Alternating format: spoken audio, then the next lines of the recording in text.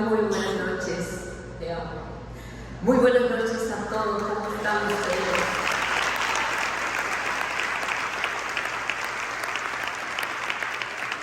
A mí me preocupa eso que lo hago porque en realidad nosotros nos casamos.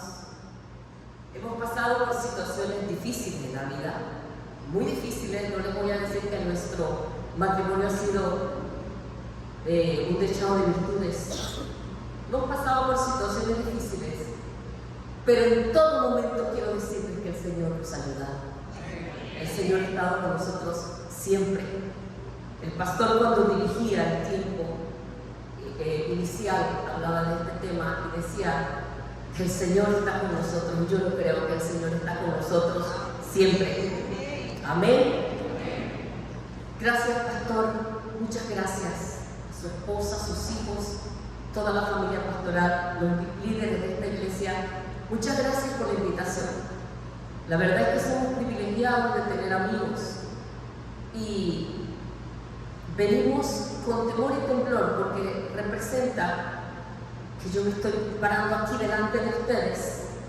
Ustedes son personas inteligentes, tienen el Espíritu de Dios y queremos traer, mejor dicho, una palabra que edifique sus corazones. Yo quiero en esta noche hablar un tema porque quiero testificar de las cosas grandiosas que Dios ha hecho conmigo. Han sido muchísimas a través de los años. Y en esta noche quiero introducir con algo interesantísimo, algo que yo viví. Yo soy una enamorada de la palabra de Dios, quiero decir. Me encanta leer la palabra, me encanta la enseñanza de la palabra, me encanta disfrutarla. Yo uso una versión, yo no uso la Reina Valera.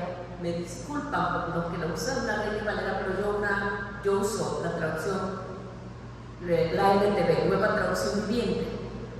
Pastor, cuando usted estaba leyendo ese Salmo 34, que me encanta ese Salmo, ¿verdad? Volví a leer la Reina Valera, que ese tiempo no la leía. Leo la NTV, me acostumbré.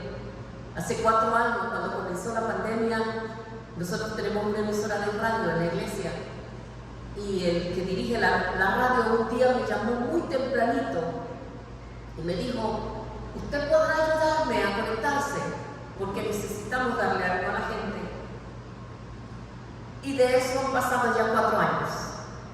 Y comencé a usar la Nueva Traducción Viviente para estar en la radio y estamos allí ya por 4 años. Todas las mañanas a las 7 de la mañana.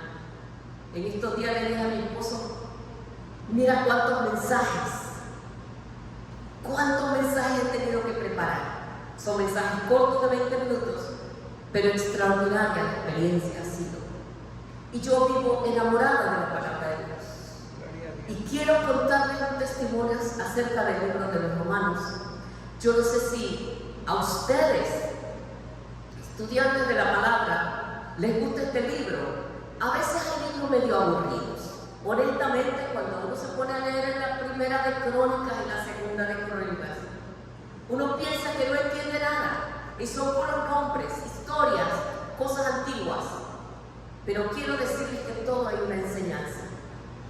Y cuando yo me metí a estudiar el libro de los Romanos a causa de una promesa que el Señor me había dado, escribí este mensaje acerca de las promesas antiguas, que aunque sean antiguas, trascienden a nuestros días. Y yo creo que uno de los personajes que ha afectado positivamente a la iglesia del Señor Jesucristo, a la gente de nuestros tiempos, ha sido Pablo, ¿cierto? A mí me ha afectado positivamente muchísimo.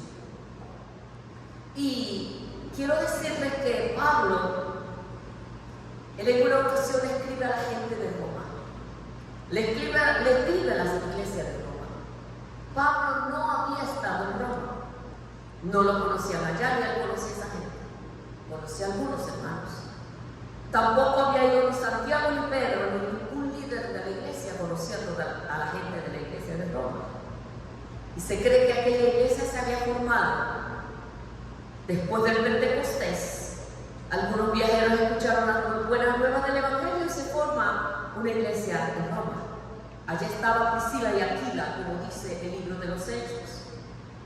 Y Pablo se encontraba en Corinto en uno de sus viajes misioneros y le escribe a la gente de Roma. Y les expresó que un día él quería ir a visitarlos. Pero miren que ese sueño de Pablo no se cumplió enseguida. 3 años después llegó Pablo a Roma. Yo aprendí algo. A veces, yo sé que nosotros los seres humanos nos gusta que las cosas se hagan rápido, ¿verdad? Y cuando Dios nos promete algo, ¿qué nos gustaría que ocurriera? Que se cumpla rápido, ¿cierto? Cuando Dios nos hace una promesa, nosotros todos quisiéramos que fuera como el pan caliente, que salga rápido del horno. Pero Pablo nos enseña, la Biblia nos enseña, el Señor nos enseña que algunas cosas no ocurrirán tan rápido, aunque tienen propósito de Dios. Pablo se le cumplió su tiempo de ir a visitar a la gente de Roma 3 años después. Esa iglesia no tenía un Nuevo Testamento como nosotros lo tenemos hoy, pero se cree que fue la primera pieza literaria que ellos recibieron allá los nuevos creyentes de Roma. Pero miren que les presenta de forma sistemática lo que es la fe. Y yo se la voy a resumir solamente en 3 frasecitas, que fue el inicio del libro de los Romanos. Algo complicado para algunos de nosotros se vuelve sumamente agradable y fácil de entender. ¿Qué le dijo Pablo a la gente de Roma? Miren, todas las personas son pecadoras. Partió de ello. Y en 3 enunciados, él pudo resumirles lo que era aquel libro, aquella carta que le estaba escribiendo. Recuerden que él estaba acá y estaba mandando una carta allá. Primero postulado de Pablo a la gente de Roma: Cristo murió para perdonar todos los pecados. ¿Sí? Eso es real. Cristo murió para perdonar nuestros pecados. Segundo postulado, llegamos a ser justos delante de Dios mediante la fe. Eso fue lo segundo que les enseñó.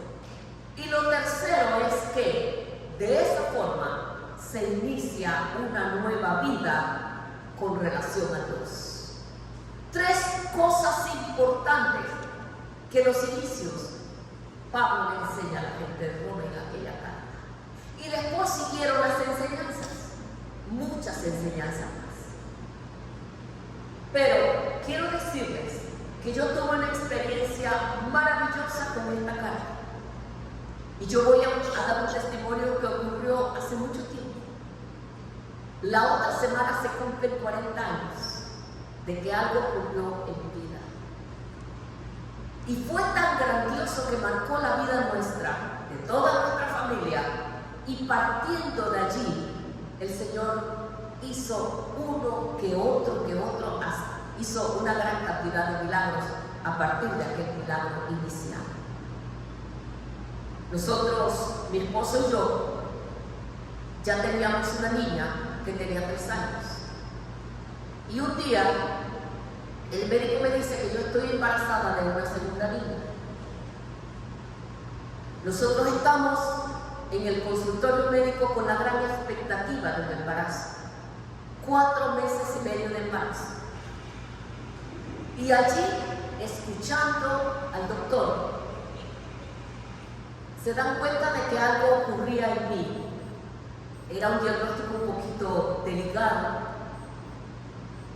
Y me dice, y les voy a contar algunos detalles para que vean lo delicado de esta situación, la que era. Cuando una mujer está embarazada, el útero está en esta posición. Generalmente la placenta se aloja en una de las paredes, la parte superior del útero. Y el doctor me dice: tienes un problema bastante serio. Tienes placenta previa central. ¿Qué significa eso? La placenta estaba debajo de la criatura, debajo del bebé. Y él me dice, me dio una tarjeta amarilla con letras rojas que yo conservo conmigo. Y él me dice, si tú tienes la primera señal de alarma en ti, es sangrado. Al primer sangrado, a mí me llaman y yo lo que vea el primer hospital que encuentra, el primer centro médico. Porque tu vida peligra. Cuando uno le dice eso, ¿cómo queda uno? Expectante para ver la primera gota de sangre, ¿cierto? Eso es lo primero que a uno le tiene pánico en medio de cualquier enfermedad, un sangrado. Y el doctor me dice, quiero decirte que esto se da aproximadamente al quinto mes. El útero comienza a agrandarse, las paredes se van ensanchando y la placenta se comienza a desprender. Y ahí va a venir tu problema. Vinieron algunas recomendaciones. Yo tenía que quedarme en cama por el resto de mi embarazo. Quiero decirles que la cosa se fue tornando bastante delicada. Cuando todas las cosas que a uno le digan, que a uno le pasan, se puede asimilar mientras a usted no le digan que su vida está en peligro. Inmediatamente cuando a uno le dicen su vida está en peligro, las cosas se van tornando diferentes, porque es la vida la que peligra en ese momento. Nosotros salimos de ese consultorio médico, nos fuimos a una reunión, mi esposa y yo, de trabajo de la iglesia. En ese tiempo no éramos los pastores de la iglesia, sino que formábamos parte del cuerpo de líderes, diáconos, no recuerdo de qué. Y llegamos a una reunión. Y ahí les contamos a los hermanos, ahí estaban pastores, líderes, un grupo pequeño, y les contamos lo que estaba aconteciendo. Y miren, yo tengo una gran amiga, la pastora Xiomara de Gómez. Ella ha sido mi amiga por más de 40 años, íntimas amigas. Hemos caminado juntas en buenos y malos momentos. Me ayuda a orar, ella ahora tiene un cáncer en la sangre. Han sido ella y su esposo nuestros íntimos amigos en buenos y malos momentos. Y cuando ella oye esa noticia, ella se levanta de su silla. Ella es una persona muy activa. Ella se levanta de la silla en que está y abre la Biblia y comienza a leerme lo que yo le voy a leer ahora. Lo leyó con tanto entusiasmo que mis ojos se abrían cada vez más. Y es precisamente la carta de los Romanos. Por eso es que le digo que es una experiencia mía con la palabra de Dios. Y yo por eso se las quiero contar. Cuando esta hermana comienza a leerme Romanos 4:18. Y porque cuando Pablo escribe, comienza a declarar sobre la fe, sobre los postulados que le acabo de hablar, comienza a hablarle y a motivar a la gente de Roma acerca de la fe. Y dice, le estoy leyendo de la Nueva Traducción Viviente, aun cuando no había motivos para tener esperanza, Abraham siguió teniendo esperanza, porque había creído en que llegaría a ser el padre de muchas naciones. Pues Dios le había dicho, esa es la cantidad de descendientes que tendrás. Y la fe de Abraham no se debilitó a pesar de que él reconocía que por tener unos 100 años de edad su cuerpo ya estaba anciano para tener hijos igual que el vientre de Sara. Abraham siempre creyó a la promesa de Dios sin vacilar. De hecho, su fe se fortaleció aún más y así le dio la gloria a Dios. Abraham estaba plenamente convencido de que Dios es poderoso para cumplir todo lo que promete. Y debido a su fe, Dios lo consideró justo. Y el hecho de que Dios lo considerara justo no fue solamente para beneficio de Abraham. Y allí salta esta palabra a mi vida, sino que quedó escrito también para nuestro beneficio. porque nos asegura que Dios nos considerará justos a nosotros también si creemos en Él. Si creemos en Él, quien le levantó de los muertos, a Jesús nuestro Señor. Él fue entregado a la muerte por causa de nuestros pecados y resucitado para hacernos justos a los ojos de Dios. Termino de leer. Verso 5. Por lo tanto, ya que fuimos hechos justos a los ojos de Dios, por medio de la fe, tenemos paz con Dios, gracias a lo que Jesucristo, nuestro Señor, hizo por nosotros. ¿Cuántos le dan gloria a Dios por esta palabra? Si usted nunca había leído esta palabra, porque usted es muy nuevo en el Evangelio, leas este libro de los Romanos, que causa un impacto en el corazón nuestro. ¿Cuál es la promesa que Dios le había hecho a Abraham? Está en el capítulo 17 del libro de Génesis. Le había dicho el Señor a Abraham: tú vas a ser padre de mucha gente.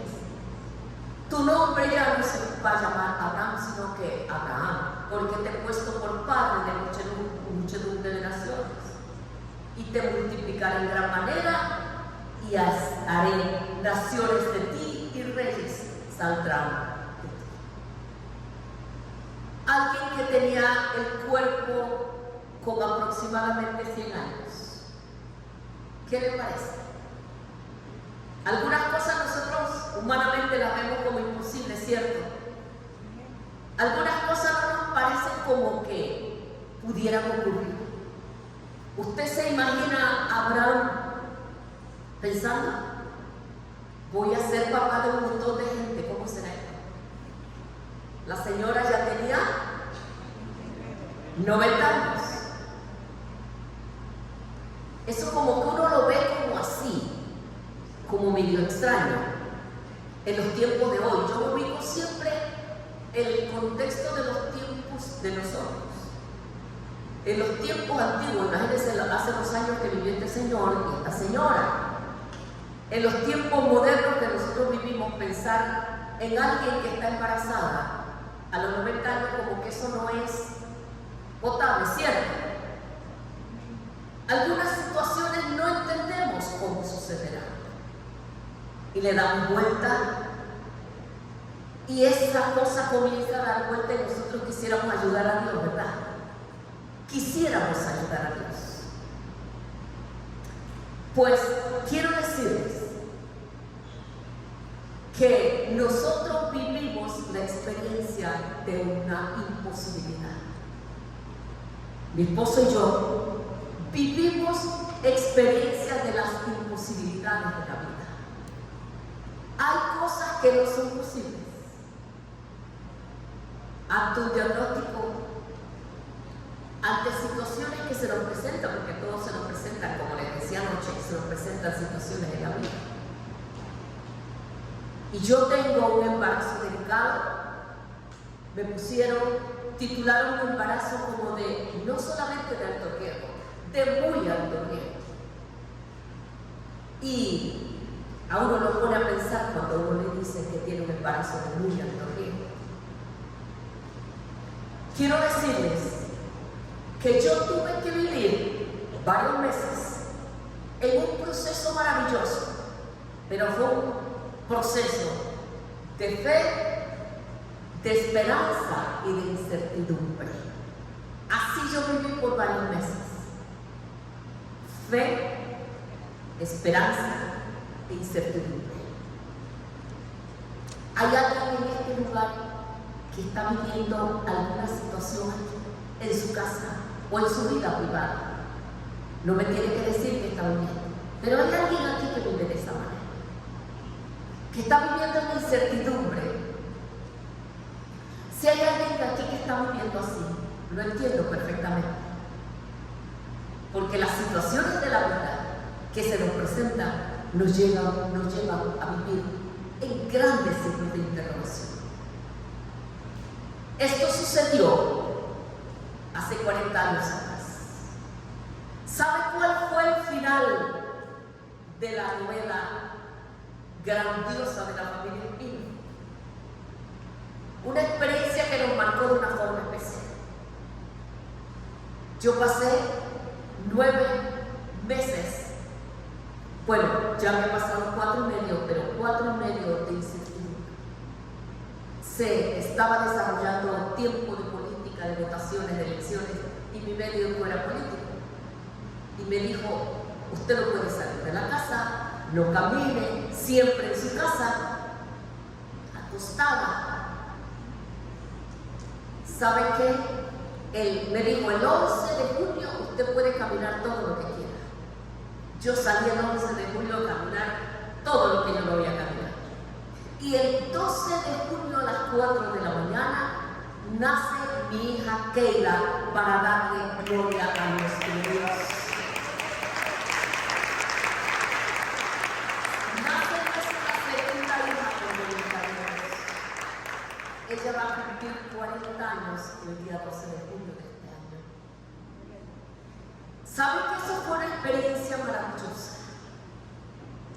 Yo puedo decir hoy que fue una experiencia maravillosa. Ella nació por voluntad de Dios.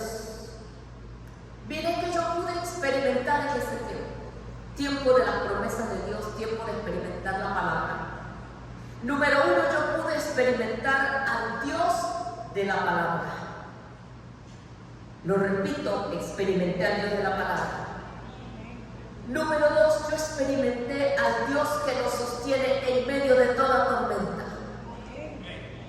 Y número 3, yo experimenté al Dios que hace maravillas. Amén. 3 cosas yo pude experimentar. Al Dios de la palabra, al Dios que nos sostiene en medio de las tormentas y al Dios que hace maravillas. Las promesas que Dios le dio a Abraham. Las promesas que el apóstol Pablo le estaba diciendo a la gente de Roma. Esas promesas que trascienden a nuestros tiempos.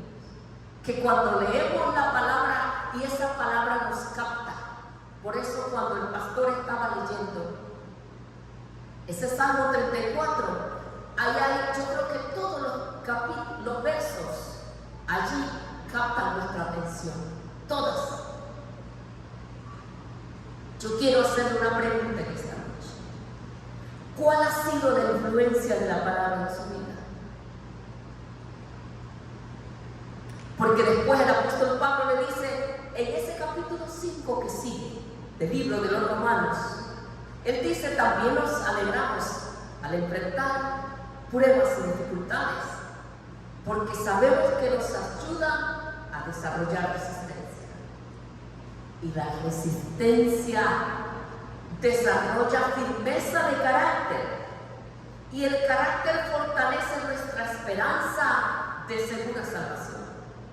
Y esa esperanza no acabará en desilusión, pues sabemos con cuánta ternura nos ama Dios, porque nos ha dado el Espíritu Santo para llenar nuestro corazón de amor. Amén. Esas son las promesas de Dios que llenan nuestro corazón. Sí.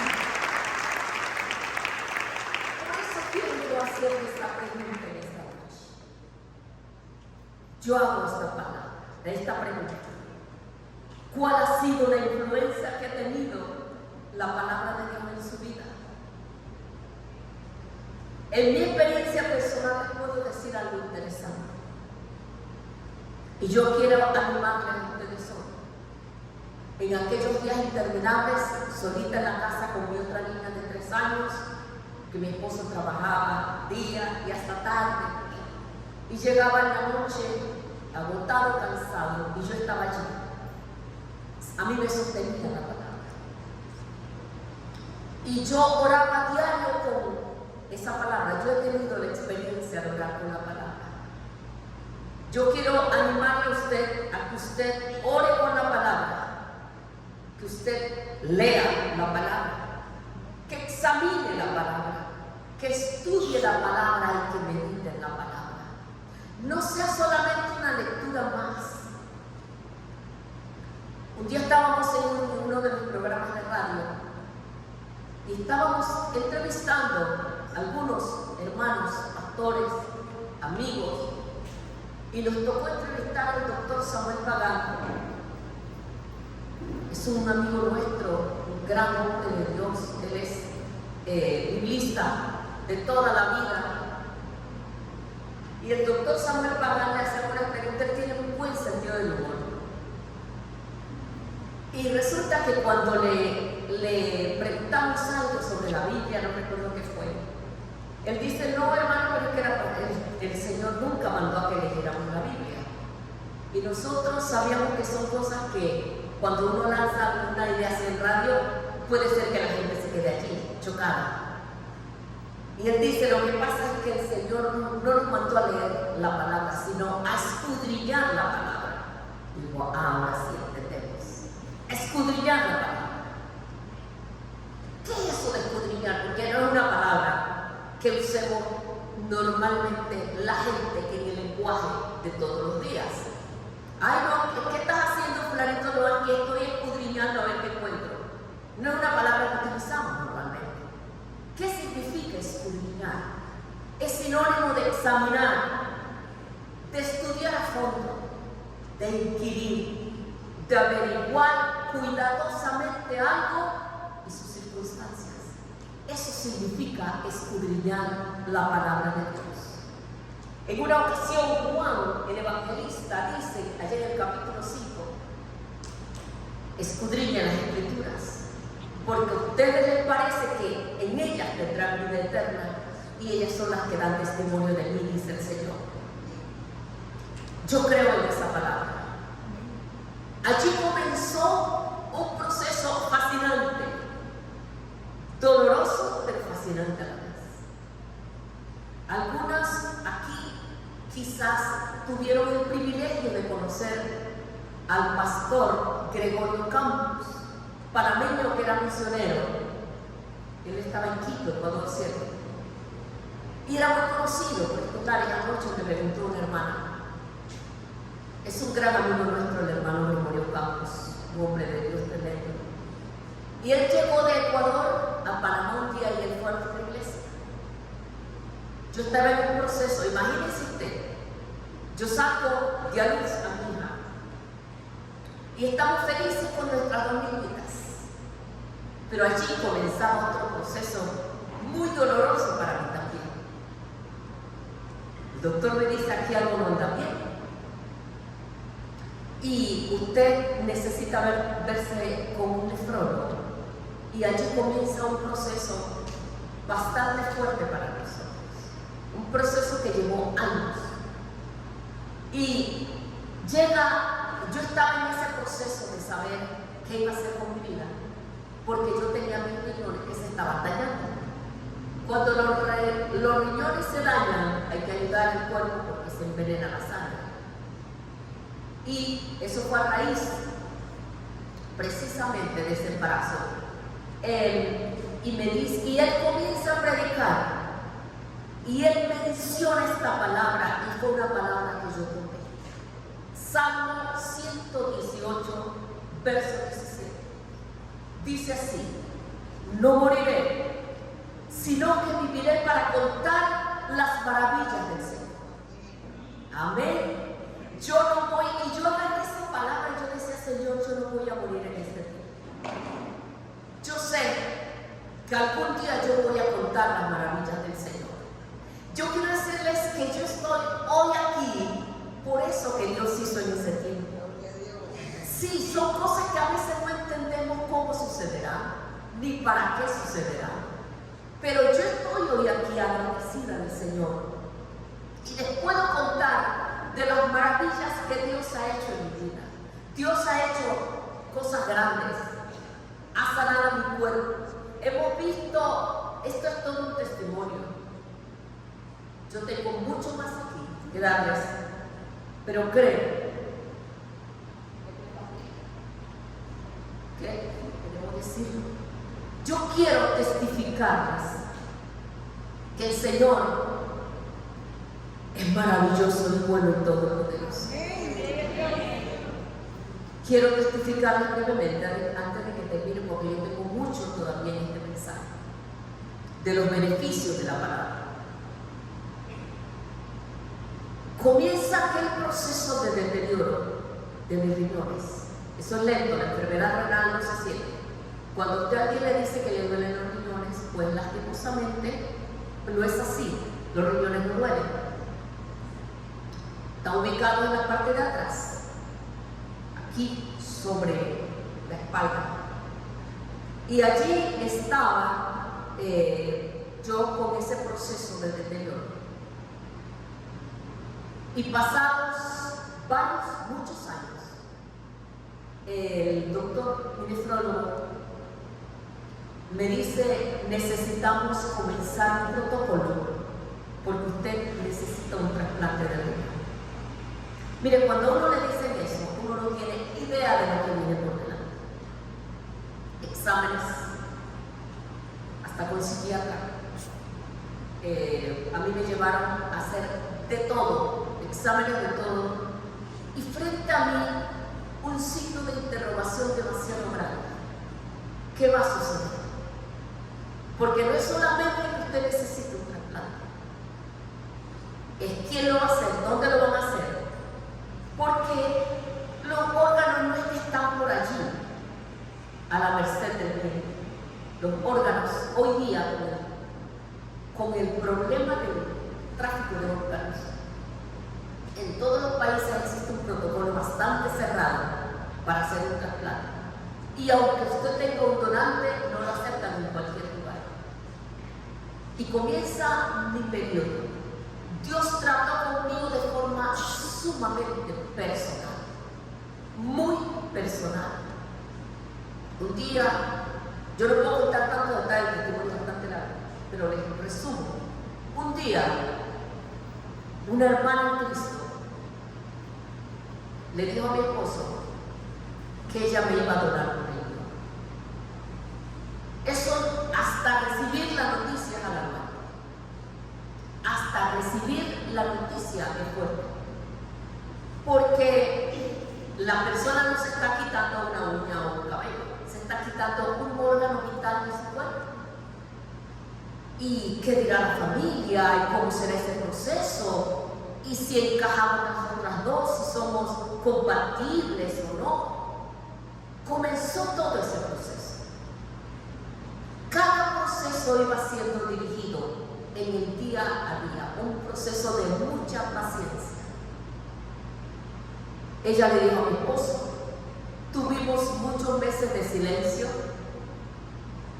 Ella se estaba cuidando, esa mujer se alimentaba, ustedes no tienen idea cómo, se alimentaba bien.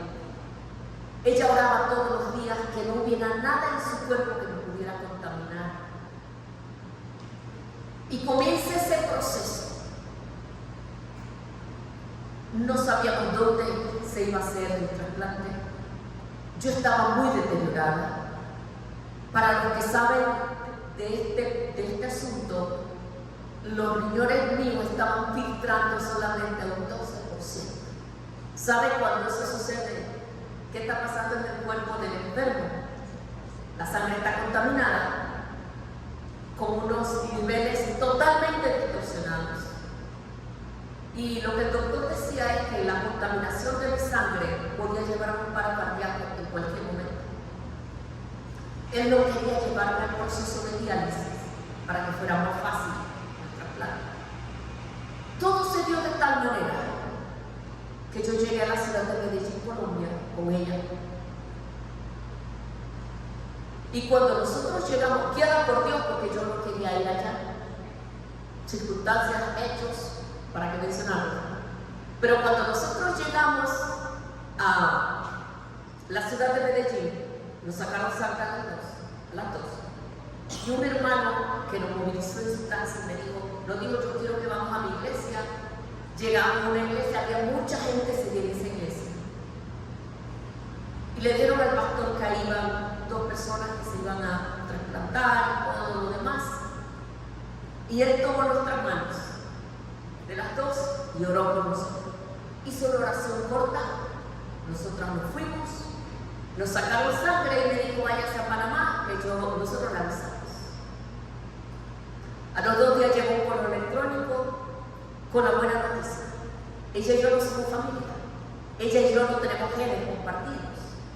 Sin embargo, a la hora de unir la sangre de ella con la mía, que fue la oración que el pastor hizo, mi sangre no rechazaba su sangre. Y había una compatibilidad de ella y él. Ya las cosas se iban medio que arreglando. Venía el proceso, si a mí me aceptaban en el hospital. Todo ese proceso, todo venía desde las promesas iniciales que le hablé. Porque yo he tomado la palabra, esa palabra me ha hablado. Yo le dijera la cantidad de cosas que yo tengo escritas de ese tiempo, para decírselas hoy a ustedes. Vivan por la palabra. Vivan por la palabra del Señor. A veces las circunstancias que atravesamos son tan duras, tan difíciles, que es difícil de entenderlo humanamente. Pero cuando nosotros aprendemos a someternos a Dios y a la palabra de Dios, algunas cosas suceden. No todo sale 100% como nosotros queremos. Yo llegué a ese lugar, tuve que estar 4 meses fuera de la casa. Pero día por día el Señor nos alimentaba, nos enseñaba, y yo llegué a ese trasplante renal. Quiero decirles, hoy puedo testificar de las maravillas de Dios. Han pasado 16 años desde que Dios hizo ese otro gran milagro en mi vida. Y tengo que decirlo de esa manera, un gran milagro. La chica me donó el riñón, se pudo hacer. ¿Sabe que esto no es tan fácil decirlo, de que yo te voy a donar un riñón? La cavidad tenía que ser la cavidad exacta.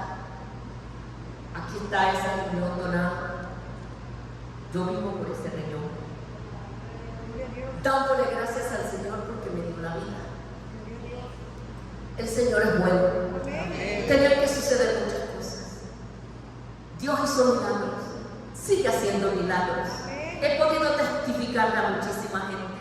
He podido ayudar a mucha gente que llega a la iglesia con este mismo problema. Y los milagros siguieron sucediendo. Mi esposo ya testificó de que nuestra hija, primera hija, estaba casada. Ellos anhelaban la pareja, anhelaba tener un bebé. Y científicamente hablando, ella no podía tener hijos. Pero el Señor le regaló un hijo, así como lo oye. El Señor les regaló a Mateo aquel día. Estábamos en un tiempo de ayuno poderoso. Y uno de nuestros pastores, el médico de profesión, doctor Javier Cedeño, él está parado allí y de repente dice: voy a lanzar una palabra. Y todos nos quedamos asombrados. El Señor me ha dicho que le va a dar vida. Y así sucedió. Y hoy día ellos tienen el beneficio de tener una criatura por promesa del Señor. Amén. Amén. Es la palabra de Dios esa que nos lleva de la mano. Quiero decirles a ustedes, mis queridos hermanos, que han sucedido tantas cosas en nosotros. ¿Qué es la palabra de Dios para usted? ¿Qué representa? Pastor, me estoy extendiendo mucho. ¿Cómo lee usted las promesas de Dios y qué beneficio le brinda? La palabra de Dios es el fundamento firme y necesario para poder afrontar los retos y las dificultades de la vida.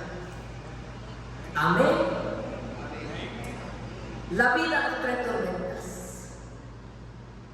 Mi esposo y yo estábamos un día, por esas cosas de la vida, en la isla de San Juan, Puerto Rico. Experimentamos una tormenta como yo nunca lo habíamos visto. Hablando de tormentas, usted sabe que en el Caribe se dan muchos huracanes y todo lo demás. Era temporada de huracanes. Y yo no quería ir para allá porque yo no, nada vamos a buscar allá, pero él estaba invitado a predicar. Y resulta que todo estaba tranquilo, el mar estaba tranquilo, y de repente en esa mañana anuncian que viene un huracán, pero de forma invertida. Los huracanes siempre salen del área de África, vienen y tienen una forma, la trayectoria que ellos siguen. Pero este seguía una trayectoria invertida, era un monstruo, decía.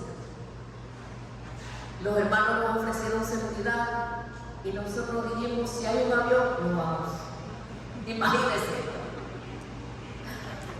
Nosotros pudimos conseguir un vuelo para salir a Panamá. En ese tiempo no eran vuelos directos, eran vuelos vía República Dominicana. Y nosotros se nos ocurre subirnos en un avioncito de copa. Y cuando ese piloto se eleva, el cielo era un manto totalmente negro. Ahí yo decía, ¿quién nos mandó a nosotros a subirnos en este avión? Tormentas, quiero hablarles de tormentas. Y cuando estamos en el avión y comienza eso que ustedes saben, a moverse, la tormenta era horrorosa por lo que venía. De repente, después de un tiempo, unos minutos, de repente se ve un rayito de luz en medio de ese cielo totalmente negro, un rayito de luz. Y ese piloto hábilmente se mete por allí. Y nosotros llegamos bien a la República Dominicana. ¡Wow! Así son las tormentas de la vida. Ese rayito de luz es la luz de Jesucristo que envía sobre nuestras vidas muchas veces cuando estamos en los peores momentos. Hablando de tormentas. Sí, hablando de tormentas. Las tormentas llegan sin que las esperemos. El Señor hace la diferencia. Y en la Biblia encontramos consejos para todas esas tormentas de la vida, para todas las situaciones de desánimo. Mucha gente hoy vive en desesperanza. Mi esposo les hablaba en el inicio, que él dice cuántas situaciones de problemas emocionales hay en el día de hoy. Nosotros en la iglesia tenemos una clínica médica y hay varias especialidades. ¿Quién ustedes creen que es la especialista que más pacientes atiende? La psiquiatra. Ella es la persona que más pacientes tiene. Ella atiende a la comunidad. La clínica no es abierta para la iglesia, para la comunidad, el barrio, para todo el que quiera llegar a la clínica. Ahí se atiende. Los especialistas en salud mental están alarmados de la gran cantidad de situaciones que se presentan todos los días en los consultorios médicos, en los consultorios psicológicos. Una de las cosas que a mí me encanta hacer es sentarme con las personas y escucharlas. En las oficinas de consejería hay mucha necesidad. ¿Por qué razón? Porque mucha gente no sabe cómo lidiar con sus situaciones difíciles. Pero yo he encontrado a través de la palabra de Dios, y yo sé que usted también. Usted y yo hemos encontrado que en la palabra de Dios nosotros encontramos consejo para muchas cosas.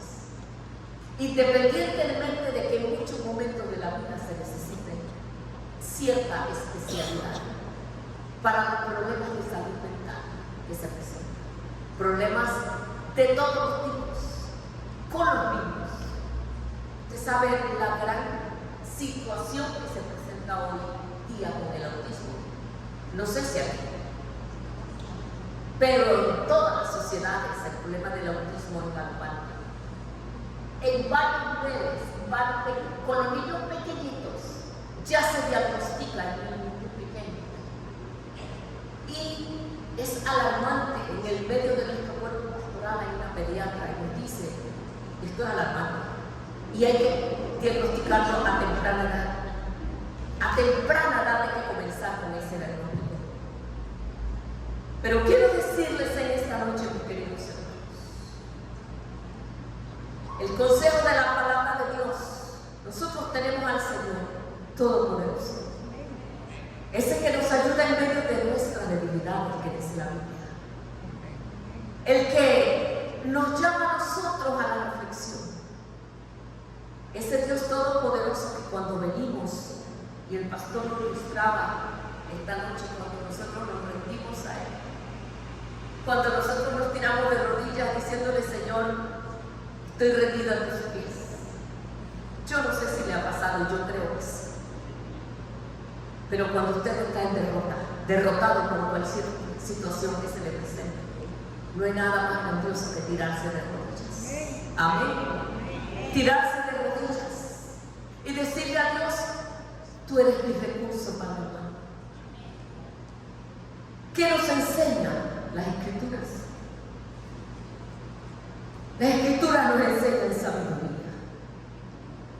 Dice en el libro de Mateo capítulo 5: todo el que escucha mi enseñanza y la sigue es sabio, como la persona que construye su casa sobre una roca sólida. Aunque llueva a cántaros y suban las aguas de la inundación, y los vientos golpeen contra esa casa, no se vendrá abajo, porque está construida sobre el lecho de roca. ¿Qué más hace la palabra de Dios? Yo voy terminando y yo quiero que usted escuche atentamente lo que dice la Biblia. La palabra de Dios también nos corrige. Dice: toda la Escritura es inspirada por Dios y es útil para enseñarnos lo que es verdad y para hacernos ver lo que está mal en nuestra vida. Eso lo dice Pablo a Timoteo en el capítulo 3. Nos corrige cuando estamos equivocados y nos enseña a hacer lo correcto. Pero ¿qué otra cosa hace la palabra de Dios en nosotros? También nos anima. Dice Romanos capítulo 15, verso 4: tales cosas se escribieron hace tiempo en las Escrituras para que nos sirvan de enseñanza. Y las Escrituras nos dan esperanza y ánimo mientras esperamos con paciencia hasta que se cumplan las promesas de Dios. Pero ¿qué otra cosa hace la palabra? La palabra de Dios alimenta el espíritu de esperanza. Porque dice la primera carta de Pedro, en el capítulo 2: como bebés recién nacidos deseen con ganas la leche espiritual pura para que crezcan con la experiencia plena de la salvación. Pidan a gritos ese alimento nutritivo ahora que han probado la bondad del Señor. Pero ¿qué otra cosa hace la palabra de Dios? La palabra de Dios es viva. Dice la palabra, pues la palabra de Dios es viva y poderosa. Es más cortante que cualquier espada de los filos. Penetra en el alma y en el espíritu, entre la articulación y la médula del hueso. Deja al descubierto nuestros pensamientos y deseos más íntimos. Pero ¿qué otra cosa es la palabra? La palabra es luz en medio del camino. Tu palabra es una lámpara que guía mis pies y una luz para mi camino, dice el Salmo 119. Y así sigue diciendo muchas cosas más. Esta es una noche de vigilia poderosa. Amén. Esta iglesia cumple 11 años. Y hablando en sentido figurado, esta iglesia va entrando en la adolescencia. ¿Qué le parece, pastor? Sé que los años de los 12 años van a ser apoteósicos. Gloria a Dios por eso. En plena adolescencia van a estar. Se va haciendo adolescente. Los miembros van madurando y haciéndose grandes. ¿Sí? Los miembros de la iglesia ya van creciendo. Analicemos juntos cómo ha crecido la palabra de Dios en su corazón. Si va de acuerdo a la edad, si va creciendo, si va haciendo su trabajo y su obra en medio de nuestros corazones. ¿Cómo nos manejamos frente a la palabra, frente a las promesas de Dios? ¿Esperamos en las promesas o nos vamos del otro lado? ¿Esperamos en la promesa de Dios o nos cansamos de esperar y preferimos arreglarnos a nuestra manera? Yo estoy agradecida del Señor por tenernos aquí, porque yo sé que alguien en este lugar necesitaba escuchar que la palabra de Dios, que el Dios Todopoderoso promete grandes cosas y hace maravillas en medio de nosotros. Yo sé que alguien necesita escucharlo porque alguien,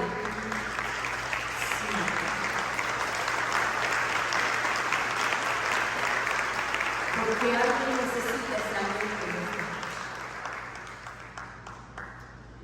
Yo quisiera, con su permiso, pastor, con todo el respeto que usted me merece, yo quisiera en esta congregación invitarla a que nos pongamos de pies.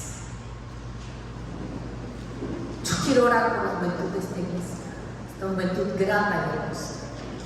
Quiero orar por ellos. Yo quiero que oremos. A veces se nos olvida un poco